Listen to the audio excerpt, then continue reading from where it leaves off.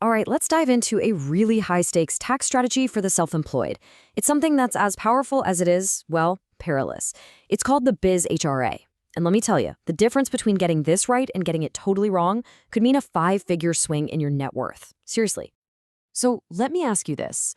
What if you could turn every single dollar of your family's out-of-pocket medical costs, we're talking everything, into a business expense? That is the incredibly powerful promise of this Biz HRA strategy. Now, I know it sounds almost too good to be true, which is exactly why we need to dig into the mechanics of how it's supposed to work. So what is this thing, really? At its heart, the Biz HRA is a health reimbursement arrangement, or HRA. It's all built on Section 105 of the Internal Revenue Code. The real magic here is that it's an employer-funded plan.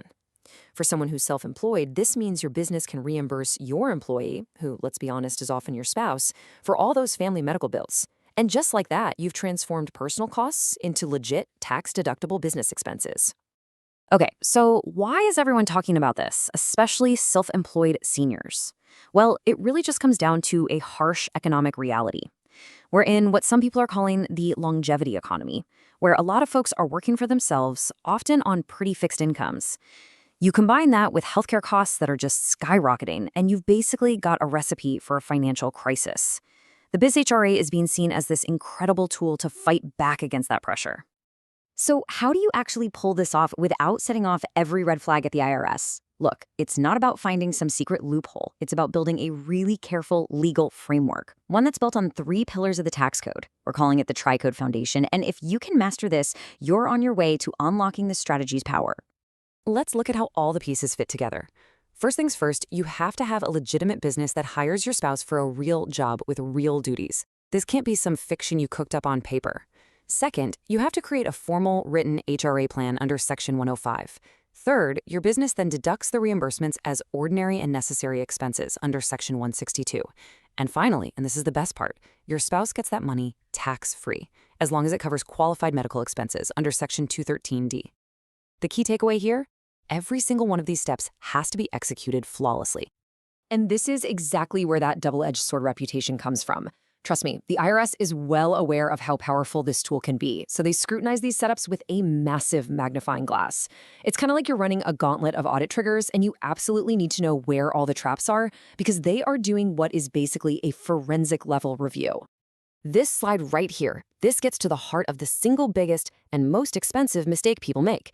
They think, oh, it's just another deduction on my tax form.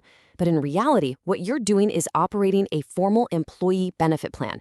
That means you have to completely shift your mindset from being a taxpayer to being an employer with all the strict, ongoing compliance that comes with it. If you treat this casually, it's a one-way ticket to a very painful audit. So what's actually on the IRS's audit checklist? Well, they're looking for sham spousal employment with unreasonable pay. They're looking for businesses that are really just hobbies in disguise without a real profit motive. They are absolutely looking for medical deductions that are just way out of proportion with the business's income. And you know, their AI is now hunting for digital mismatches between your tax forms and your other financial data. And on top of all that, a sloppy, informal plan or just blindly trusting standard tax software, that'll get you flagged immediately.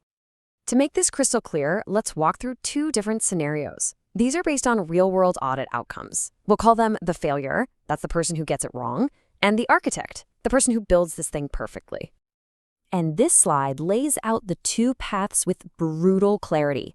The failure reads a few articles online, keeps some messy records, and hopes for the best.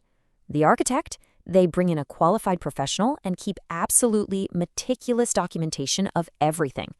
The result is pretty stark. The failure gets their deductions completely disallowed. The architect, on the other hand, has their strategy upheld. You see, the approach you take doesn't just influence the outcome, it determines it. For the failure, the financial fallout is just devastating. And look, this negative $12,000 figure, that's just a starting point. It's the back taxes you owe, plus steep penalties and interest, plus the thousands you're going to have to spend on professional fees just to defend yourself. It's a disaster. But for the architect, the outcome is the complete opposite. This number, a positive $7,500, represents pure direct tax savings in a single year. That's money that goes right back into their retirement savings instead of to the IRS. And the only difference between these 2 scenarios is preparation and execution. That's it. This quote from the source material really drives home how serious this is for people in that failure scenario. We're not just talking about a bad tax year.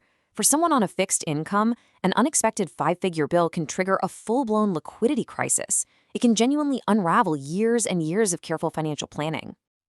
So, the big question is, how do you make sure you end up as the architect and not the failure? Well, you have to build a financial fortress around this strategy. That means you have to adopt what the experts are calling the Asset Defender Protocol, where compliance becomes your #1 defense. Listen, this is not a set-it-and-forget-it kind of deal. It requires disciplined, ongoing work.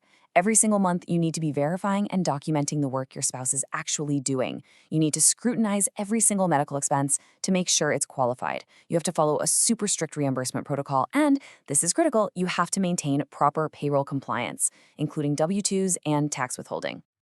To maintain that level of diligence, you need what the forensic report calls a legacy vault. This is not just a messy file folder, okay? It's your audit-proof time capsule.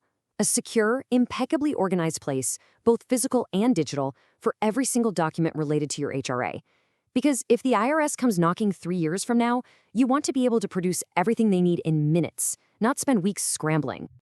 You know, in the end, it really all boils down to the wisdom in this quote right here.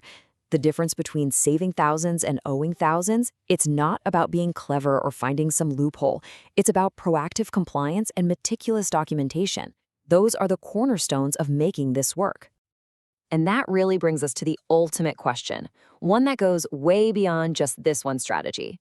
Is your financial plan built for smooth sailing, or is it built to withstand the storm of a forensic audit? Because in today's world, that's really the only standard that matters.